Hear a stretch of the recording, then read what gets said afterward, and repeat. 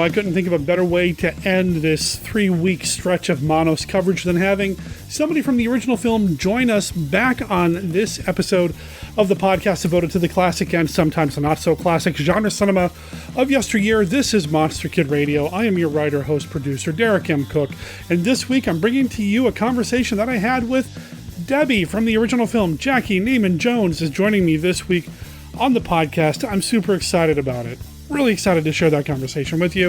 Of course, we're playing the same song we've been playing for the past couple of weeks because there's no way out of here. This is the song Manos, the Hands of Fate by the band The Seatopians from their album Underwater Ally. You can find them at theseatopians.bandcamp.com. Check out their entire album and let them know that Monster Kid Radio sent you when you're done listening to this episode. Like I said, we've got Jackey lined up. I'm excited to get into that. And of course, it wouldn't be an episode of Monster Kid Radio without segments from Mark Matzke, the Beta Capsule review, and Kenny, his look at Famous Monsters of Filmland. And this time around, we also have an email. This comes from friend of the show, Monster Kid Radio irregular, Kevin Slick. Kevin writes, "Hi Derek, I've enjoyed your first 2 episodes of the month of Manos, or is it Manos month? Some thoughts. You love Manos, so there's no need to justify that love. It's an opinion and everyone has one. They don't need to be defended. My favorite color is red. Favorite ice cream flavor is vanilla. Can't argue, defend, or support either point. They just are. Now, if you're trying to debate or trying to convince someone, that's a different story. Maybe it's a mistake to talk about the film in any kind of quote-unquote normal way. From my perspective, talking about Manos in terms of direction, acting, pacing, editing, etc., compared to what we would generally consider competent filmmaking doesn't work. It just looks absurd by any of those measures. Honestly, I haven't watched the film for a while, but I can't remember anything about the film that I could say was competent or average filmmaking. That said, I give anyone major props for making a film at all. Joel said the same thing at Monster Bash. No matter how bad the film, the fact that you made something deserves respect. I'd like to interject here. This is Joel from Mystery Science Theater 3000. He was a special guest at Monster Bash convention. I was there. We actually did an interview with Joel way back in the day. That would have been episode 115 back in 2014. You can find it in the archives over at monsterkidradio.net.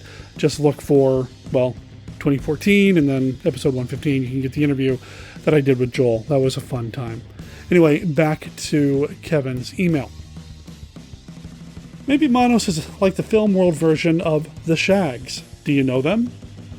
And then he provides a link to The Shags. I don't know what The Shags are. I had to follow the link, and it is a band from the 60s. So that's really kind of all I know. I really don't know anything about it. But Kevin does continue. For those of you who know The Shags, maybe you'll understand the references here. I can see some obvious comparisons. A guy thinks rock stars make a lot of money. Rock stars make albums. How hard can it be to make an album? The Shags have a dedicated fan base that see them as naive geniuses. And maybe they are. But no one can listen to Philosophy of the World and critique it with any normal musical parameters. I totally get the DIY love of Manos. I was deeply involved with the mid-80s indie music scene with releases on cassette. As a reviewer, I listened to hundreds of albums and found something lovely about almost every one. That said, it was a rare few that showed much competence in terms of songwriting, recording, editing. Trim that guitar solo by about 5 minutes, please. I'm guessing my enjoyment of much of that music is similar to your love of Manos. Maybe it's the naive quality, the DIY ethic. Maybe it's some kernel of an idea or bit of acting that shines through. Yeah, I get it. The charm or the appeal is somewhere else. It's not in the technical qualities or lack thereof. On a slightly different note, I enjoyed your black and white version of the film very much. I thought it accentuated the bleakness and the sparse narrative, much as some recordings working better in a stripped-down sonic approach, guitar and vocals instead of a whole band kind of thing. Glad to hear you back on MKR and looking forward to the stream coming back as well as any other projects you might have on tap. Kevin Slick. So, first of all, if you are following Kevin on Facebook, you'll see that he just announced his retirement. So congratulations, sir. You can keep up with Kevin over at kevinslick.com. And like I said, I'm not familiar with the Shags, so I don't necessarily get everything that you're saying there. But I think I understand or is able to kind of parse what you're saying out from the email and having reviewed a little bit of the Shags material online, that sort of thing. You know, Manos is just weird, man.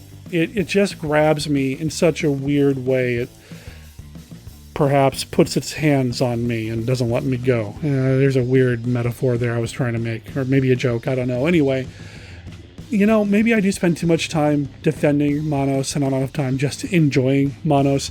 I do defend it, and it's something that is going to be important to me later this year as well. And we'll talk briefly about that in the vaguest of terms at the end of this episode. I dig it, man. I enjoy it. I enjoy it for what it is. And thank you for saying you enjoy the black and white version of the movie. Now, I know that it has turned up in black and white in other places as well. I believe I was the first one to show it anywhere on the Twitch stream in black and white, but I think you can find it on YouTube now as well. And there's just something about turning it black and white that makes it even more bleak. You're absolutely right. It makes it feel creepier and grungier and dirtier, and like you're really watching something you're not supposed to be watching. Not sure why that is. I haven't analyzed it enough, but it's disturbing for sure. Will the stream be coming back? Well, there are plans. Now, I'm currently working a new job, a day job, quote unquote, real job, and that job requires that I am working outside of the home, and I will be working some Saturdays, probably every Saturday with the exception of this weekend for some reason or other, but I will be working a lot of Saturdays, so I won't be able to be home to really launch a stream the way that I used to. However, Beth and I are talking about bringing the stream back maybe on Sundays. Maybe something more limited on Sundays. It's something that's up in the air. I definitely miss it, but stay tuned and know that I have been randomly just putting things out on the stream. The stream that we're talking about, listeners, is over on Twitch. Go to twitch.tv/MonsterKidRadio. As of this recording right now, and I'll probably leave it running for at least another 24 hours, I'm doing a loop of various luchador movies. So there's 4 Santo movies playing right now over on the Twitch channel. They're all subtitled. The subtitles are there on the screen. I might not be there, but there may be some other people in the chat room. So hang out, watch some movies, chat it up in the chat room. While you're watching the movies, it's the only time I'm going to encourage you to actually talk during a film. And just have a good time and hang out and watch some luchador movies. Like I said, I have been randomly just throwing things out there. No rhyme or reason, no real schedule. But we're trying to get things worked out to where we can have a regular schedule again. We're still unpacking and everything after the wedding and the move, and just trying to find time and space to do everything that we need to do and then want to do has been a journey. So I appreciate everybody's patience. The stream will come back in one way, shape, or form. In particular, on this Sunday, we're doing something a little different. We're doing something kind of special, and I'm going to tell you about it right now, and then I'll remind you again at the end of the show. I've been wanting to do a monster movie trivia game, or trivia show, or game show, whatever you want to call it.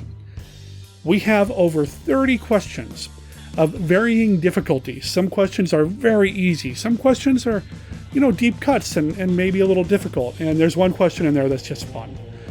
And it's something that I'm going to do on Sunday.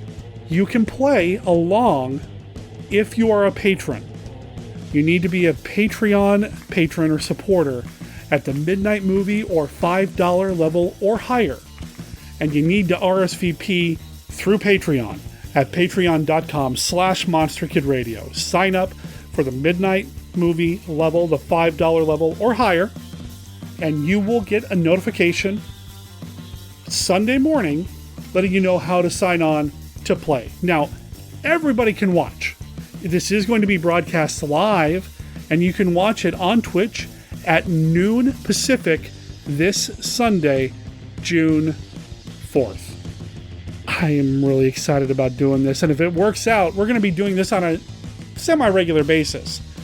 I have to tell you right now, I don't have anybody RSVPing. Nobody's gotten back to me yet, and I'm going to need at least 3 or 4 people wanting to play along to make it worthwhile.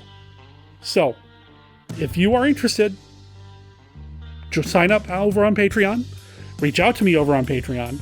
I'll send you the information on how to play, and we're going to play live on Sunday at noon Pacific. Cool? Cool.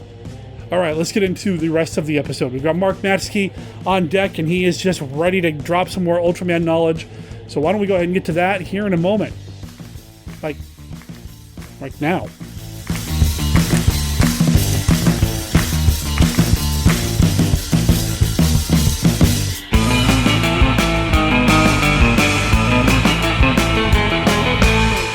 Lugosi's Dracula, Monsters from Under the Sea, Atomic Frankensteins, and Grandpa Monster 2. Classic monster memorabilia vendors, movie and TV stars, signing autographed photos. It's all coming to the Marriott Pittsburgh North, June 16th through the 18th, 2023. It's Monster Bash. Fans who grew up with monster movies in the theater and on TV will descend on the Marriott Pittsburgh North. Hundreds and hundreds of fans. Don't you miss out as fans travel from all over the country to meet, shop, and enjoy classic monster entertainment. Coming to Monster Bash in June, Audrey Dalton, star of The Monster That Challenged the World, and Boris Karloff's Thriller TV shows. Charlotte Austin, who starred in Frankenstein 1970 with Karloff, and Ed Wood's The Bride and the Beast. Lynn Lugosi Sparks, the granddaughter of Dracula himself, Bela Lugosi. Daniel Roebuck, star of countless films, TV's Matlock, and Grandpa Munster in the latest Munsters movie. Plus, he's a super fan and collector of classic monster memorabilia. Beverly Washburn, actress in Spider Baby with Lon Chaney Jr., Thriller, and Disney's Old Yeller. Tom Savini, actor, makeup man, special effects genius, with credits that include Creepshow, Tales from the Dark Side, The Black Phone, and so much more. Pamela Pierce, actress and daughter of the director that brought us The Legend of Boggy Creek. John Russo, co-writer and zombie from the original Night of the Living Dead, the origin of the modern zombie. And Ohio TV horror host legend, the one and only Son of Ghoul, still creeping to TV sets after all these years. Plus Cleveland horror hosts Drac and Countess Carita. Monster Bash is wall-to-wall vendors and a giant horror hotel packed with classic monster movie fans. Don't miss out. 3-day VIP admission is $55 in advance or $60 at the door for all 3 packed days. Single-day admission at the door is $25. It's all at the Pittsburgh Marriott North, Friday through Sunday, June 16th through the 18th, 2023. Get your advanced membership admission online at creepyclassics.com. That's creepyclassics.com. More information is available at monsterbash.us or call 724-238-4317. It's Monster Bash. At the Earth's core, you will see the Mosops, whose fiery breath withers trees and plants, the vicious Mahars, bird women who feed on human flesh, the giant Baz, lizard-like behemoths with poison fangs. See creatures beyond your wildest nightmares in Edgar Rice Burroughs' At the Earth's Core from American International Pictures. Rated PG, parental guidance suggested. Live from the Land of Light in Nebula M78, home of the mighty Ultra Heroes, it's Monster Kid Radio's Beta Capsule Review.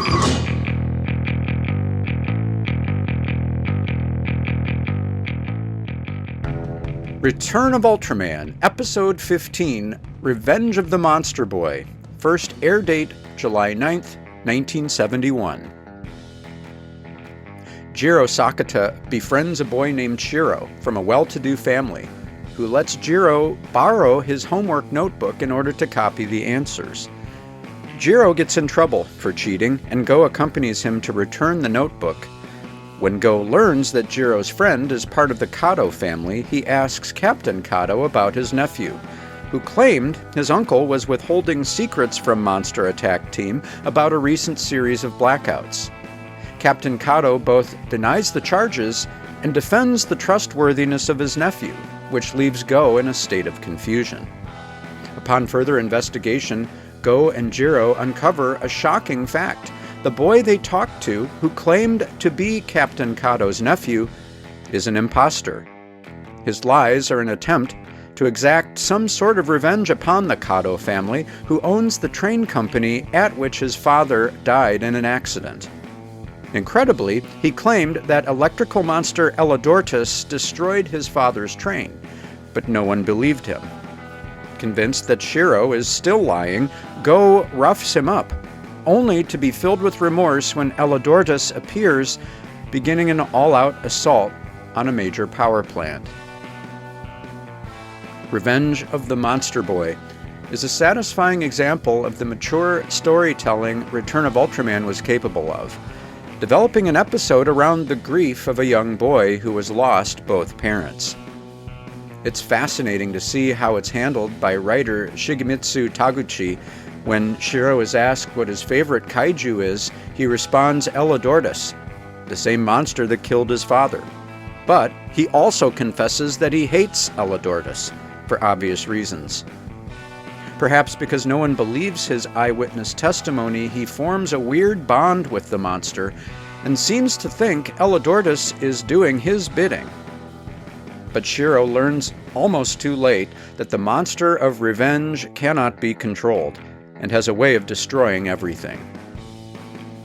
The episode gets bonus points on top of this thematic excellence by giving viewers a great team-up between MAT and Ultraman, and the unforgettable image of Jiro joining Go on an investigation wearing a Monster Attack Team helmet, living the dream of Ultraman fans everywhere, whether young or young at heart. For Monster Kid Radio's Beta Capsule Review, this is Mark Matzke reporting.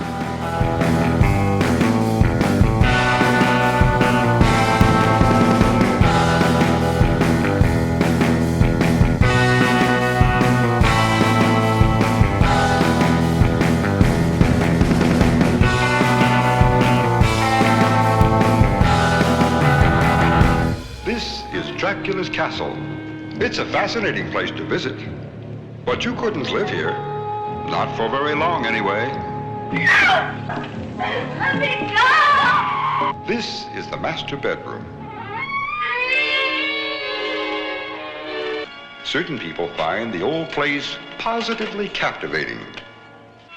What are you going to do to me? Right now, I'm going to take a sample of your blood. Blood of Dracula's castle, for the most charming vampires you'll ever meet. Delicious. I've never had it before. It's new. A type 00 positive. Oh, by the way, George, we have arranged for Johnny's release. And we shall be supplied with new vintages all the time. Johnny's their ward. He's not a bad sort, either, if you like fiends. And we mustn't forget Mango. He'll relieve the tedium if you get bored. Blood of Dracula's castle. A picture that will delight anyone who finds a certain satisfaction in horror and lunacy.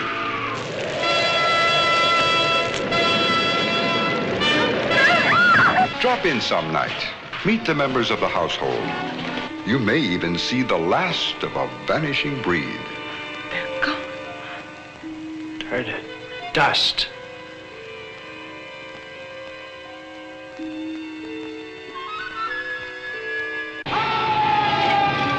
See Blood of Dracula's Castle. In color. A Crown International release.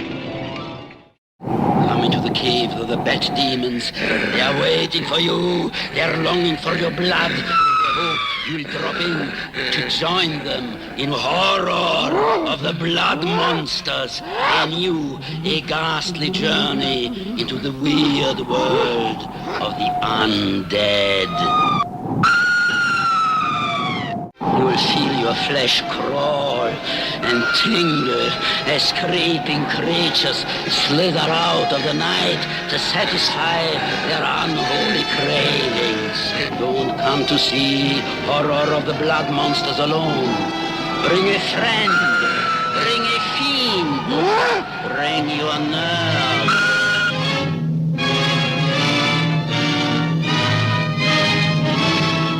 You'll see human beings hideously transformed into the most grotesque creations we ever dare to show you on screen. Gruesome mutations of the cult of vampires.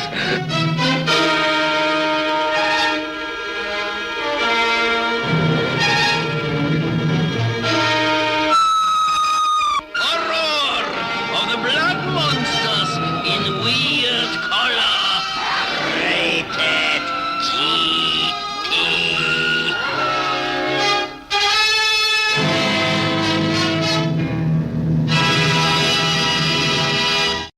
Hello there, Monster Kid Radioheads. This is Kenny with a look at Famous Monsters of Filmland.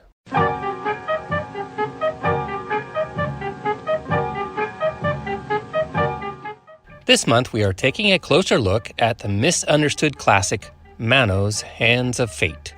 This film was never covered by FM, but it wasn't because Forey was shy about featuring misunderstood films. In fact, the pages of FM were filled with photos and articles of any movie that wanted to promote itself in Famous Monsters. This month, we will take a look at several of them and see how FM sung their praises. Most of the time, sight unseen. Micro-budget filmmaker Al Adamson found the perfect way to get his DIY monster flick onto the cover and pages of Famous Monsters. He provided a substantial role, including a death scene, to Uncle Forey. And thanks for making him a movie star, Forey put Dracula vs. Frankenstein on the cover of FM 89 from March of 1972. Inside, we find an 8-page article with 11 photos. I have some history with this film myself. While living in Eugene, Oregon, my family got cable TV in 1974, which included KTVU Channel 2 from Oakland, California.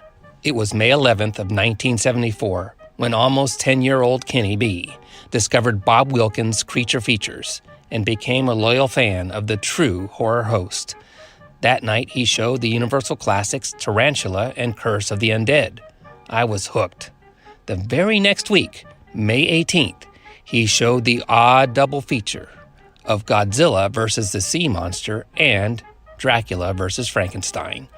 I remember quite clearly the next day meeting with my friend Craig and discussing how bad we thought the movie was. And we were only 9 years old. With Lon Chaney and J. Carrol Naish, it can't be all bad, right? Forey apparently loved it, or he was going to get a percentage.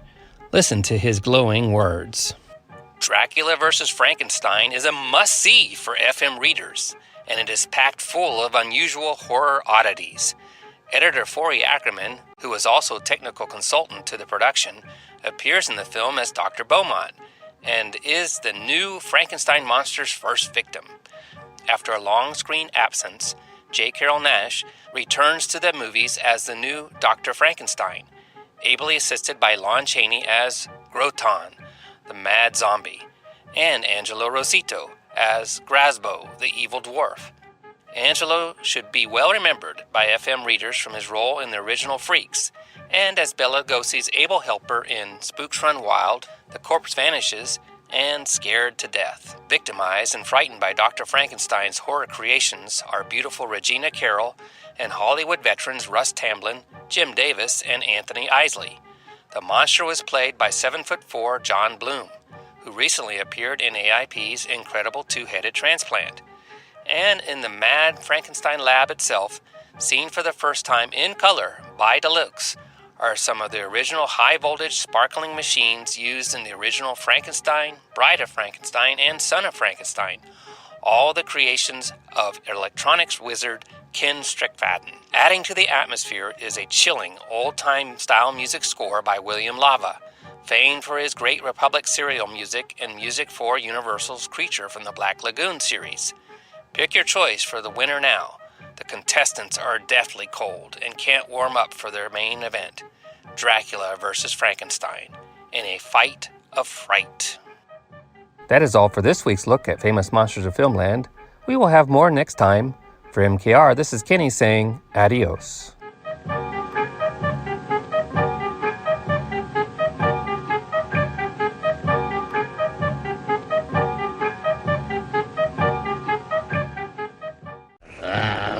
Now, human zombies rise from their coffins as living corpses in blood of ghastly horror.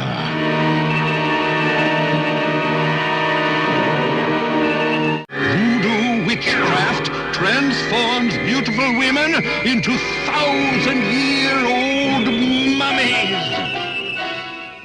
Joe Corey died, and a psychotic killer was born.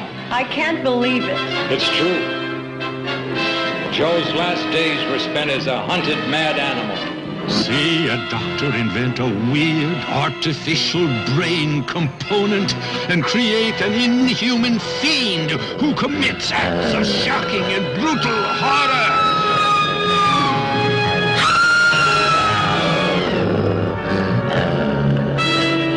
It's a frightening and fantastic visit with those who will not die, and they want your company now. He must possess the living to stay alive.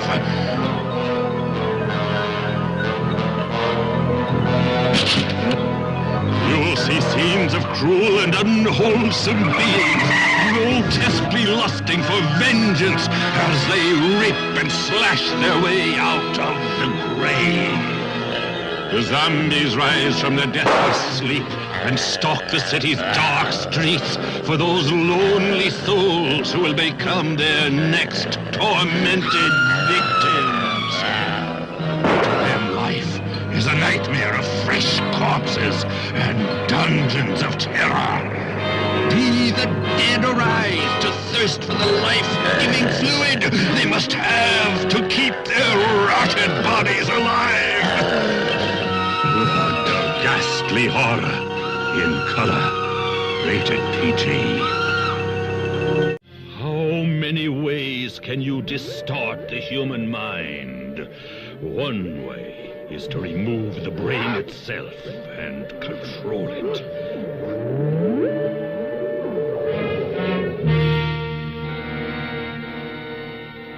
It's a fiendish spectacle of shocking surgery as new life is given to a man already dead, a creature created in an operation of horror. Can man control his most fiendish impulses to destroy? See Brain of Blood for the shocking answer. His body returned to its grave, but the brain was gone, living on in a madman's skull.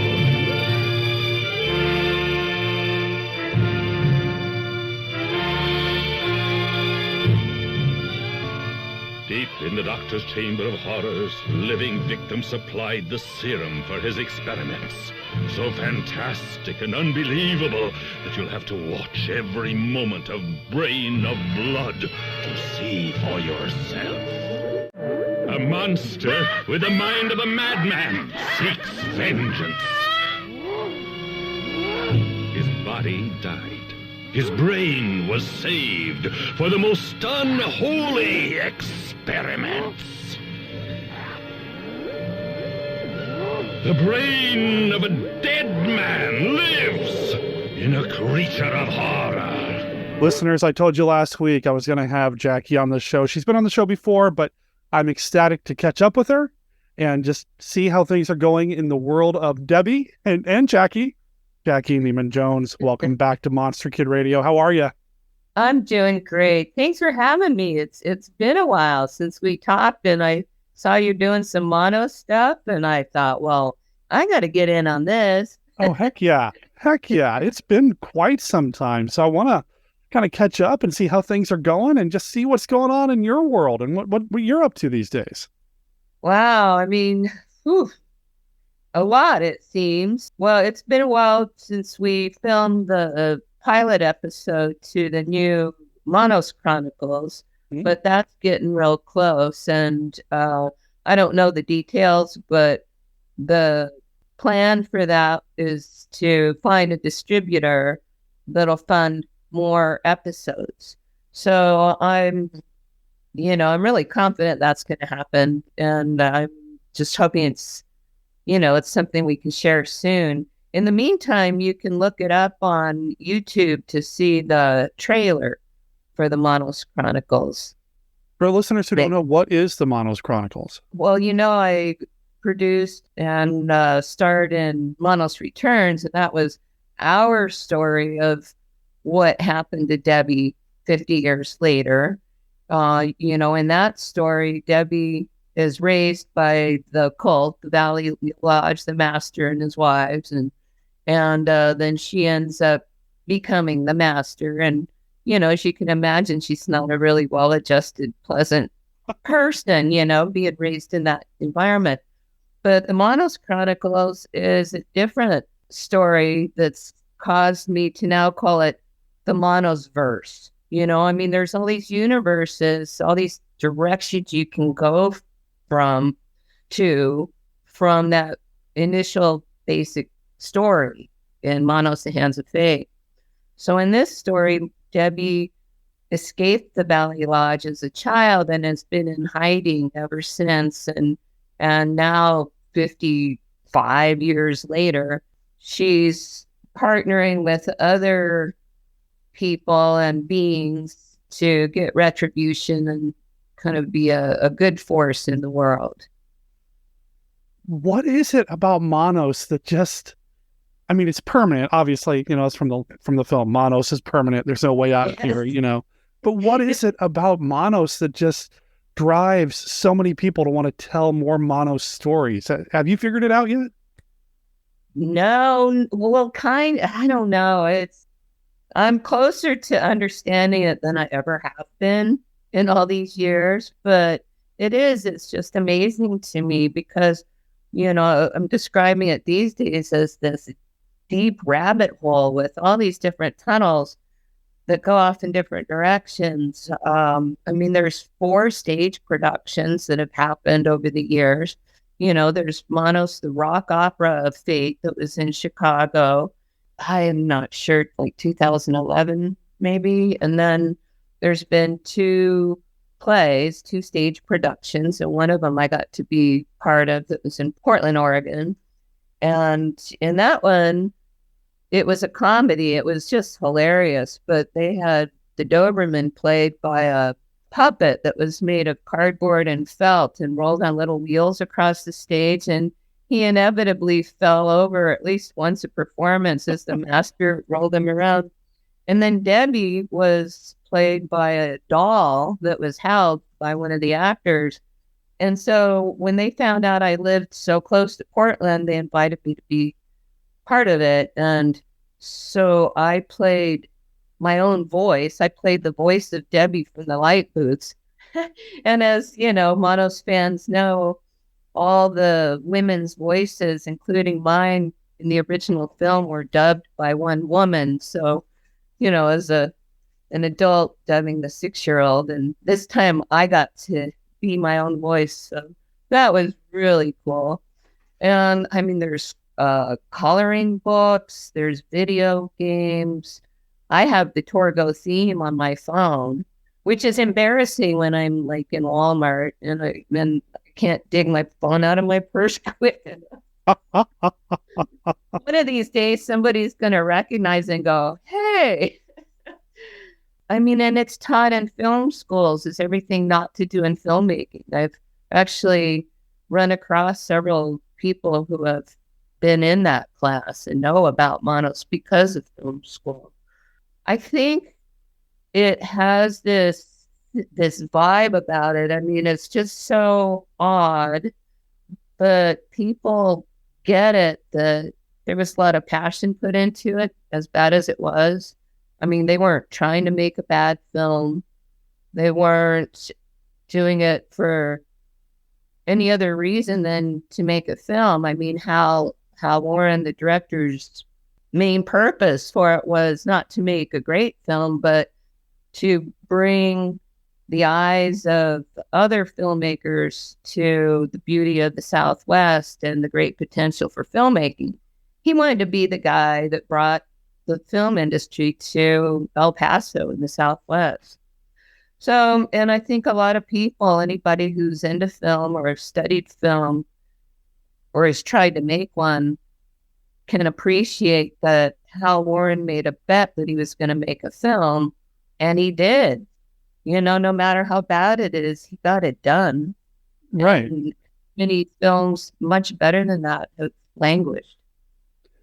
And back then too, it was a lot more difficult. I mean, these days I could pull out my phone and I suppose technically make a movie with it.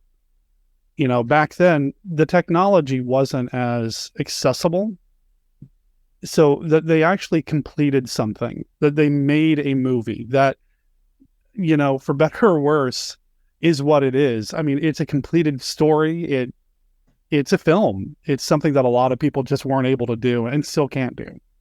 Right. I mean, they had to rent the camera. They had to buy the film to go in the camera. And they were working with people who were in theater who had full-time jobs.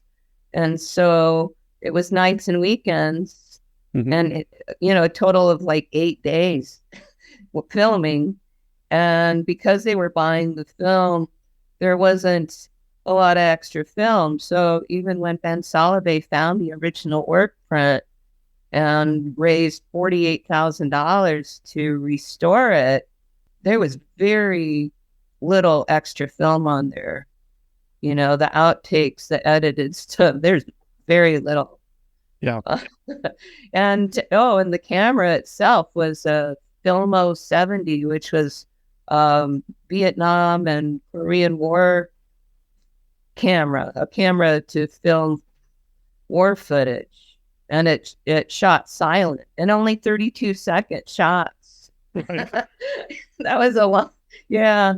Pretty crazy. It's remarkable that they actually got it done.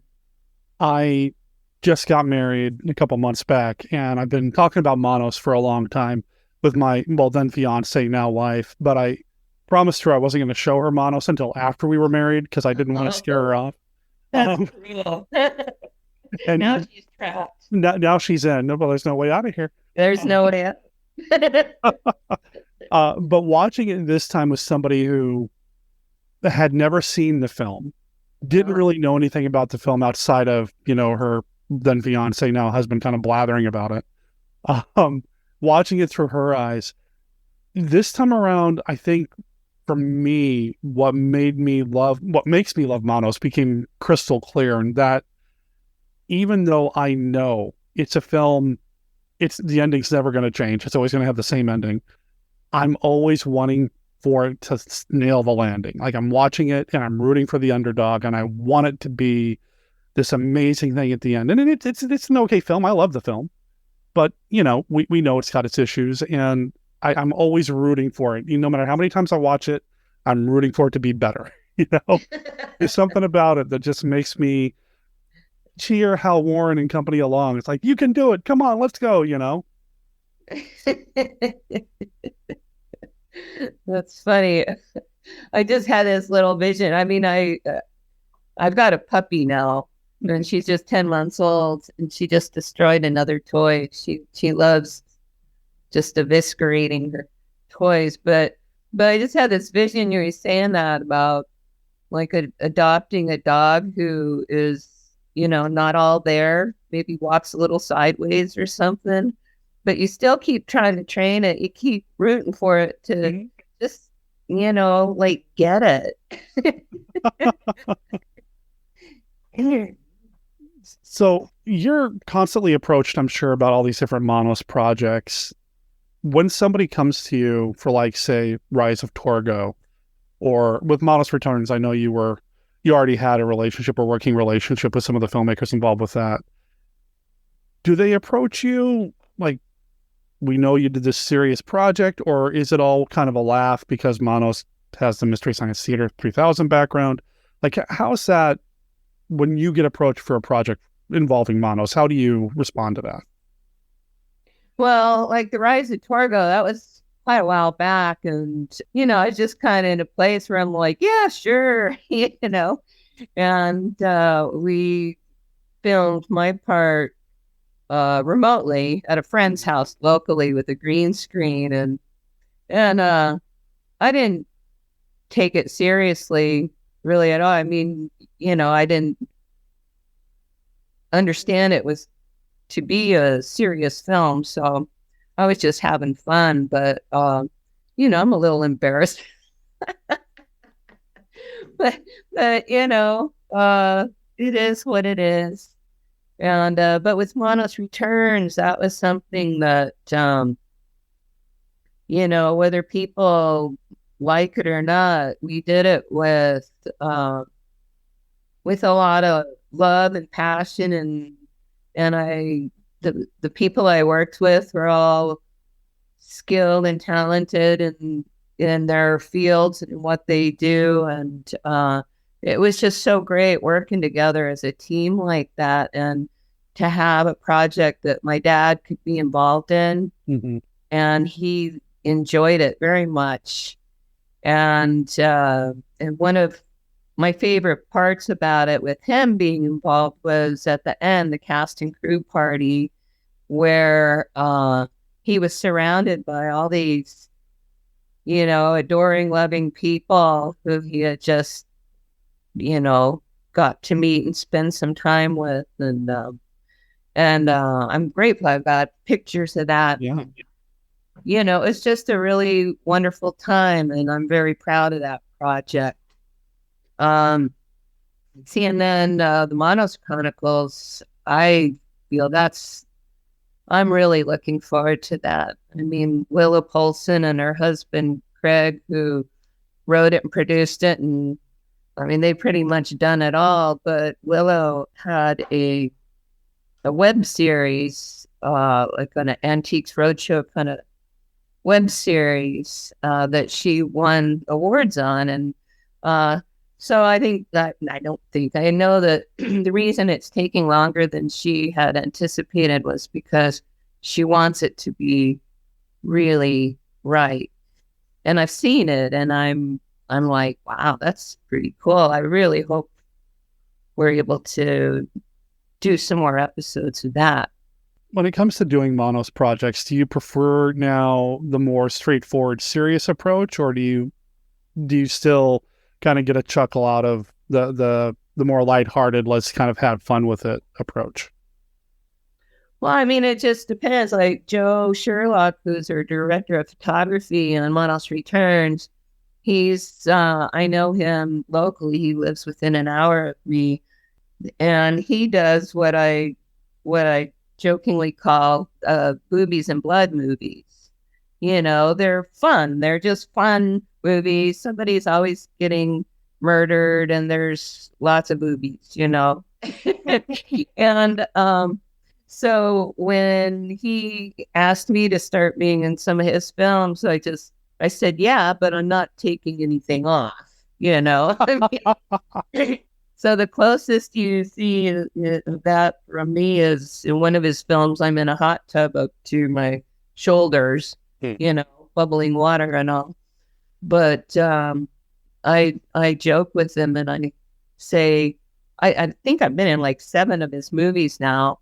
And I say, yeah, I told you I wouldn't take anything off, so you just always kill me in some gory way. I'm always being torn open, or I think the last one we did, I didn't actually die, but I got in some horrible accident where my head was all bandaged up, and then I ended up killing other people, like almost zombified, not dead, but really alive either. But so I mean, I'm open to just about anything. I've got a good sense of humor, but definitely I prefer anything where people are serious about it, even if it's a comedy. I mean, that they're really intentionally trying to do something good. But I get all kinds of other things. I'm doing online painting classes now. I wanted to ask you about that.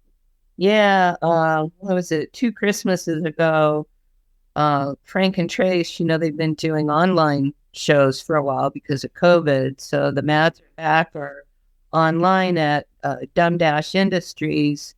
And Chris Gerbich, who runs Dumb Dash Industries, he also produces the Mary Jo Peel show.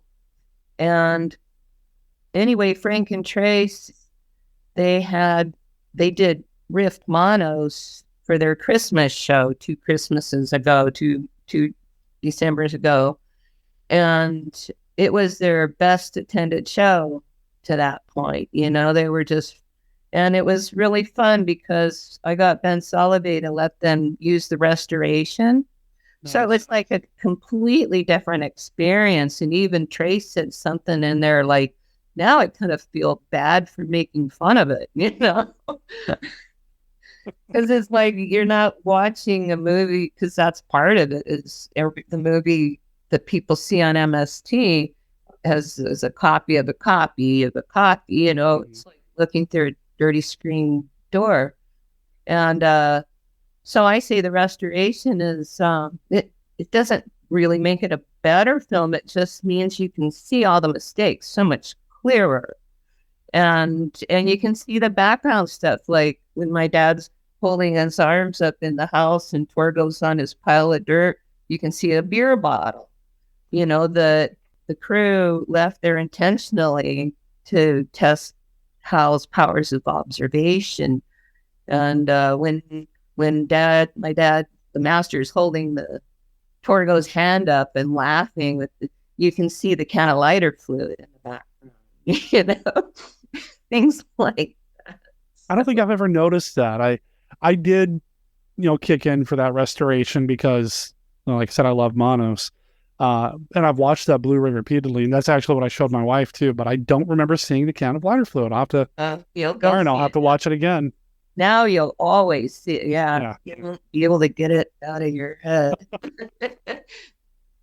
I love that we live in a world in which somebody thought, Manos, that needs to be on Blu-ray.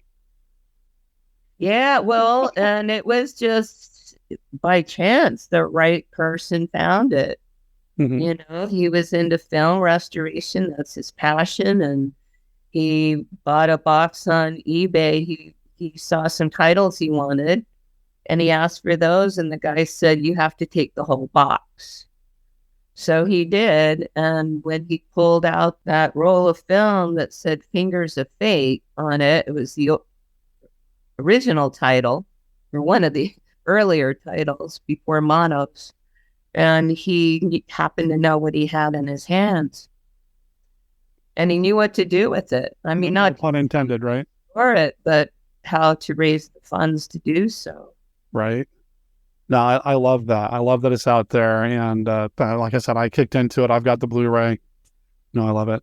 You mentioned Dumb Dash Industries. How did you, I mean, obviously, you know, your connection to them, but how did you get involved with them doing the painting and working with them as often as you have lately? Well, I had been thinking about going online. I wanted to do some online painting classes because, you know, I had a 30-year career doing high-end faux finish, but, you know, I can't be hauling 5-gallon buckets of mud anymore, climbing scaffolding. I mean, I'll be 64 years old in July.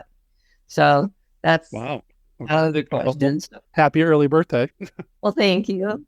But I've been doing, you know, paint and sit parties at restaurants and bars for like 7 years and did really well. But of course, COVID.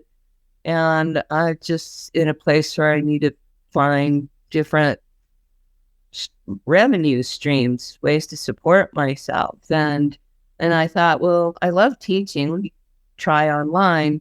And then I did that show, the Q&A with Watching Manos with Frank and Trace, and saw how successful it was. I forgot what they said. There's like 800 people watching. I mean, it was like a pretty big number. And so after the show, I talked to Chris and I said, any chance you'd want to do some painting classes with me? And he jumped on it. He's like, yeah. So he produces them. And we started with once a month. We call it Jackie's Hands of Paint. And it's on dumb-industries.com. And we just celebrated a year of classes, and our membership is growing. It's so much fun. So every second Saturday, I do a Mystery Science Theater themed painting. The very first one we did was I did the Master and Dog painting. And I invited people to put their own pet in there. So we had some with kitties and another dog, and it was really cute. We've done Torgo, we've done The Brain That Wouldn't Die, got Mothra, Gamera, Godzilla. One last Saturday was the horror at Party Beach, and oh god, this is outside my usual style of art as a professional artist, and it's been so much fun exploring this and watching MST movies, looking for something that I could turn into a painting class. And this one that I just did, I was just cracking up through the whole class. Every time I look at it, just makes me smile. It's so ridiculous. So yeah, we've been doing it for a year, and then it's really growing, and I suggested adding a second class. So on fourth Saturdays, we do a different kind of class, more like the regular paint and sip parties that I was doing before. So this month, the second Saturday, we did this beautiful jellyfish in the ocean class, and I invited people to paint the jellyfish, according to the people in their family. So I painted one big jellyfish, and then 2 for my sons, and then 4 little tiny ones for my grandchildren. It's a lot of fun. Go check it out. And then there's a store there too where we're doing a lot of merchandising. So we've designed some Manos dresses, and those are really popular. Manos t-shirts, my book. You can get my book, Growing Up with Manos, Hands of Fate, How I Was the Child Star of the Worst Movie Ever Made and Lived to Tell the Story. Which we've talked about on the show. And I have been talking about it in the past few weeks now since we've been talking about Manos. There is a link in the show notes to everything that Jackey just mentioned, to Dumb Dash Industries, to everything that she's got going on. We're going to make sure there's links to all of that. And you said there's merch as well. Is that just under the shop section over at Dumb Dash Industries? Yes. I will be adding more to it. I also have an Etsy store, Jackey's Manos, and you can get the master's robes. My mother made the costumes in the original film, the master's robes and the wives' dresses, and I learned to sew through her. She taught me, and so anyway, I recreate the master's robes, and I do them signed and numbered and custom sized. The biggest one I made went to England, and he was 6'8". Wow. And the smallest one I did, I believe, went to Georgia, and she was 4'11". So I've made them in all sizes, and I just last week shipped out number 57, and I've committed to making 100 of them. I was going to ask if you're still doing the robes, because it's like my pie in the sky Christmas wish list item. I'd love to get my hands on one of those someday. So I'm glad you're still doing them. Yeah, I think I will be for a while. They're a lot of work. I know I have to tell you, I think when I get to 60, I'm going to have to raise the price a little, because I've really been keeping track of the time. That's a lot of fabric. No matter how big or small the person is, it's a lot. And I'm getting better at it, I'll tell you. I think every one I make I've learned just a little bit more. What is it? They say amateurs practice until they get it right, and experts do it until they can't get it wrong. I like that. Okay, I like that. So going back to the painting classes that you're doing and these movies, these MST3K style movies, do you find that these days you do have an affinity for those types of films? Somewhat, yeah. I do like sci-fi stuff. I'm not a big horror fan.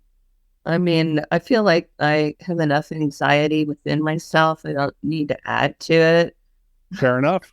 Like when I read the news, I have to scroll past a lot of stuff. I just can't. I'm too visual or something. Not too, but I just don't like those pictures in my head. But I don't mind participating and acting in it, being behind the scenes. And I was just talking with Joe Sherlock just this week, and he sent me a link this morning.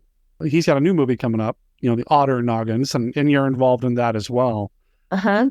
When you read a script from him or some of these other lower budget movies that approach you, do you see similarities between what some of the independent filmmakers are doing now versus what Hal Warren was doing back then?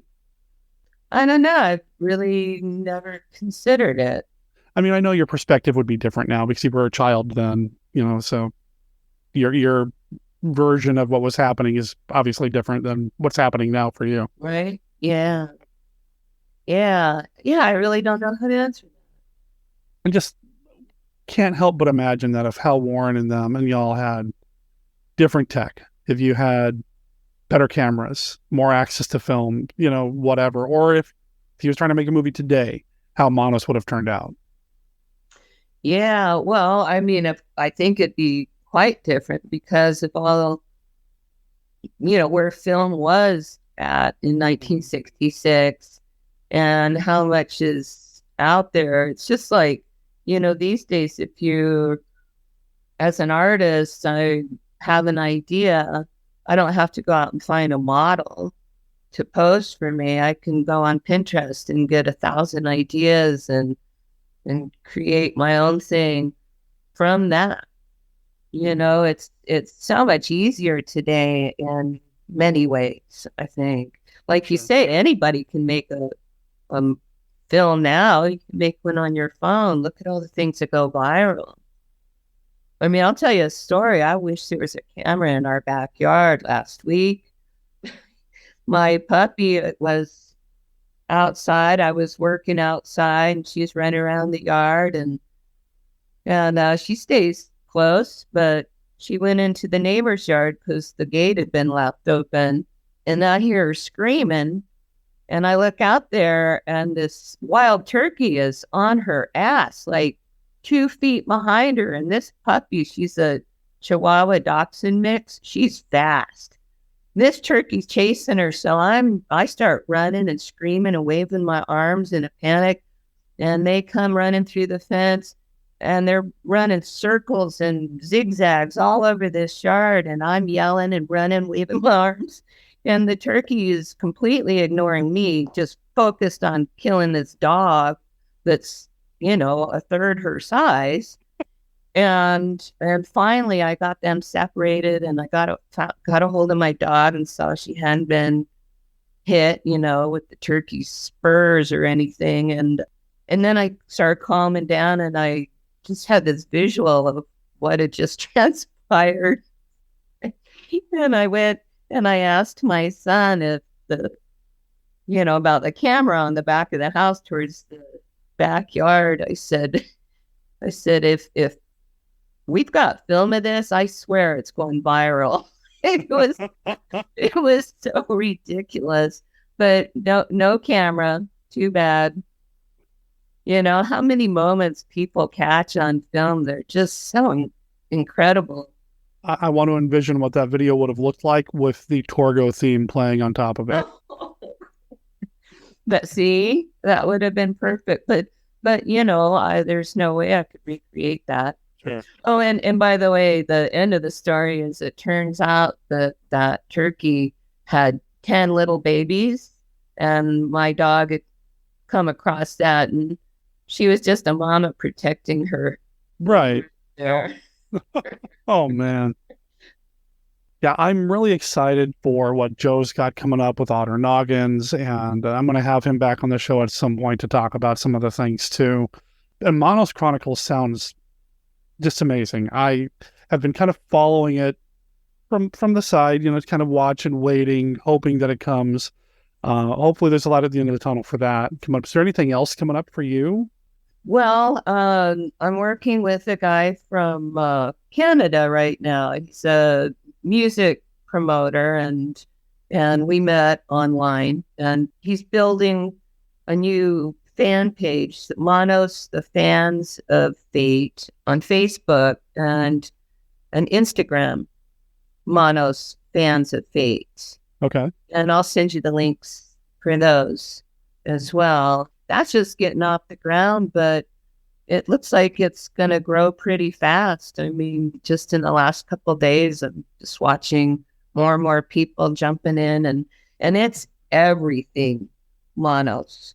You know, I do have a Jackey Neyman Jones fan page that's really quite active on Facebook, but this is going to be just more encompassing. We want to include a lot of other people's projects and the things that they find out there in the world. And I have just so many files that I've been uploading onto our OneDrive so that Ryan can put them into those. I just have so much stuff, old articles and photographs and trivia, and just things that I don't want to get lost. That's very cool. Yeah, please send me the links to that. I'll make sure there's links in the show notes to everything, you know, the Instagram, the Facebook. I think a lot of people that listen to Monster Kid Radio already know about the Facebook, but let's make sure that we are definitely promoting all the other projects as well. And again, link in the show notes to Tum-Industries too. I want to thank you for taking some time, kind of short notice, to do this. This has been awesome. So thank you. Well, it's great catching up with you. It's been a while. We won't let it be this long again. And congratulations on your marriage. Oh, thank you so much. I'll pass that along. My wife's in the other room waiting for me to finish talking with little Debbie. So okay, well, she tell her congratulations making it through the film on her first try.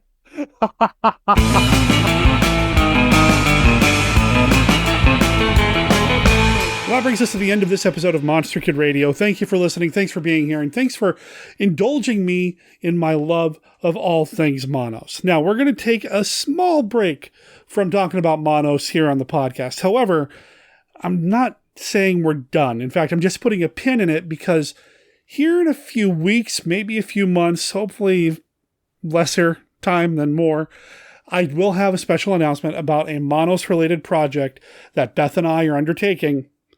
I'm really excited about this. This is something that's been in the works and in the hopper, in the gray matter, kind of bubbling along for a long time. And it's finally going to happen. So stay tuned and keep your fingers and tentacles crossed. There's going to be more Manos goodness coming from Monster Kid Radio and Team Death. And the Shadow over Portland. Anyway, what does that mean for next week here on the show? Well, we're not going to talk about Manos next week. In fact, I'm not entirely sure what we're going to talk about next week on the show. I've got 1 or 2 episodes in the hopper, but really, I've been feeling zombies. I'm not sure why. I've been thinking about the undead. I mean, I think part of it is realizing that Monster Kid Radio has been going for over a decade now, but that my very first podcast was a zombie-related podcast. And I don't know if maybe I'm feeling like, I don't know, doing something with zombies again, but I want to do it Monster Kid Radio style. So we're going to be doing classic zombie stuff for the next couple of weeks at least. I just, again, not 100% sure what's happening next week on the show. In July, we're doing a bunch of kaiju stuff in the month of July. And I can tell you in August, well, like I said, I've got some stuff in the hopper, including a recording with Mark Holmes that's just been sitting there waiting to be released into the potosphere. So that'll be coming up in the future as well. But yeah, zombies next week. Somehow, some way, come back for that. Until next week, if you need anything about Monster Kid Radio, if you need to know anything about what we're doing here on the show, go over to monsterkidradio.net. You're going to find links to our Facebook page, our Facebook group, our Twitter, our Reddit, our Discord, our Patreon. You're going to find links in the show notes to everything that we've talked about here on the show, including Dumb-Industries. And when we say Dumb-Industries, it's not the word dash, it's actually just a little dash. So DUMB and then industries.com, and you'll be able to follow along with everything going on over there and sign up for Jackie's painting classes. We're going to make sure there's links to the Instagram page and the Facebook page that she mentioned as well. And if you haven't picked up the Manos book, please consider using the link that takes you to Amazon, because we're an Amazon affiliate. And if you buy anything through Amazon, not just the Manos book, but anything really, as long as you click on the Amazon affiliate link we're going to get credit for that. It doesn't cost you anything extra. It just takes a penny or two out of Jeff Bezos's pocket and puts it into the Monster Kid Radio coffers. And believe you me, every little bit helps. So please consider doing that to help support the show. Of course, you can always support the show by tweeting about it, by sharing it on Facebook, by just letting people know about it. You can also contact the show like Kevin did and email me at monsterkidradio@gmail.com. You can even send an audio file if that's more your style. Didn't mean to rhyme that. Or you can call and leave us a voicemail at 360-524-2484. Again, all of that is on our website at monsterkidradio.net. A couple of other things of business that I'd like to go over real quick. I received a message from somebody, and I apologize. I saw the message and thought, I'm going to get back to that when I get home from work. And now I can't find that message, but somebody sent me a message about the Crestwood House shirts that I have available now. This is a new shirt that is something that you can buy. You can go up to size 6X. It's a Hawaiian-style shirt in that it's cut like a Hawaiian shirt, but the pattern, I think, feels more like a bowling shirt in terms of like the black sleeves and black collar, but the front is a cascade of covers from the original Crestwood House books, and the back of the shirt is mocked up to look like the back of the Crestwood House books. The Crestwood House books were these thin, primarily orange and black books that discussed the monster movies, Frankenstein, Mad Scientist, The Fly, Godzilla, all of them. And they were what a lot of us monster kids read and were first introduced to monster movies through. I love this shirt. It's one of my absolute favorite designs. I wear it to work, in fact, and I get good comments and compliments on it. Anyway, somebody reached out to me asking if it was still available. I am so sorry I didn't get back to you in a more timely fashion, but if you're listening to this, yes, they're still available. Email me at monsterkidradio@gmail.com. I'll let you know how you can get one, how much they cost, and I'll get your address so I can get you one sent out to you. Cool? Cool. Also, don't forget, again, become a patron at the $5 level or higher, and you can participate in the first live trivia game. Oh man, it's going to be so much fun. Over 30 questions, monster movie trivia, hosted by me. Again, go to patreon.com/monsterkidradio to learn how you can participate. You need to contact me there, RSVP through Patreon, and I'll make sure you get signed up. And we'll have a good time on Sunday at noon Pacific at twitch.tv/monsterkidradio. I think that's enough. I think that's it. I think I'm just spinning my wheels, so I'm going to wrap up and let you know. The Monster Kid Radio is a registered service mark of Monster Kid Radio, LLC. All original content of Monster Kid Radio by Monster Kid Radio, LLC is licensed under a Creative Commons Attribution, Non-Commercial, No Derivatives 3.0 unported license. Of course, that doesn't apply to the song Manos, The Hands of Fate. That is copyright 2019, The Seatopians. It's on their album Underwater Alley. You can find them at theseatopians.bandcamp.com. You can check out this song, their entire album, their other albums. Just make sure you let them know you heard about them here on Monster Kid Radio. Until next week, my name is Derek M. Cook. There is no way out of here, but there really is, because we're ending the episode. So until next week, ciao.